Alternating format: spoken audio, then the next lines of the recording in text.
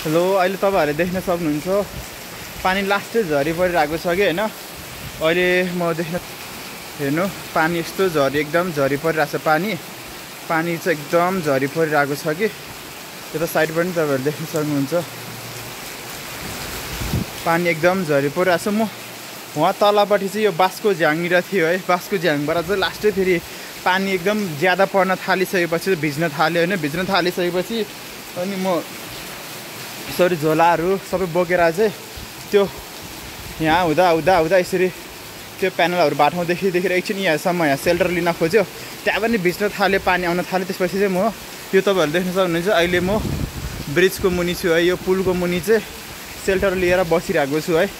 यसो ओद्लिएर बसिरहेको छु। तपाईँहरूले पनि देख्न सक्नुहुन्छ है। माथि चाहिँ पुल रहेको छ। म पुलको मुनिबाट देख्न सक्नुहुन्छ पानीले पुरा यो भेस्टा पनि भिजिसकेको छ होइन। सेन्टर पनि भिजिसकेको छ। पानीले एकछिन यहाँबाट धेरै किलोमिटर पनि छैन, 300-400 मिटर जतिको छ है। त्यतिको डिस्टेन्समाबाट वहाँदेखि कभर गर्दाखेरि पनि एकदम भिजिसकेको छ। पानीले पुरा भिजिसकेको छु कि तपाईँहरूले देख्न सक्नुहुन्छ। म चाहिँ अहिले पुलको मुनि छु है। माथि पुल रहेको छ, पुलको मुनि चाहिँ अहिले म छु। अनि पानी चाहिँ अहिले एकदम ज्यादा परिरहेको छ।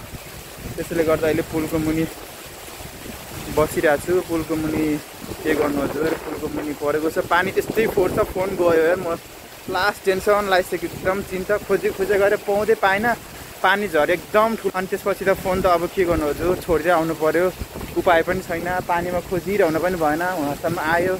अहिले माथि आएको छु हजुर। लास्ट टेन्सन दियो हजुर यार, के गर्नु।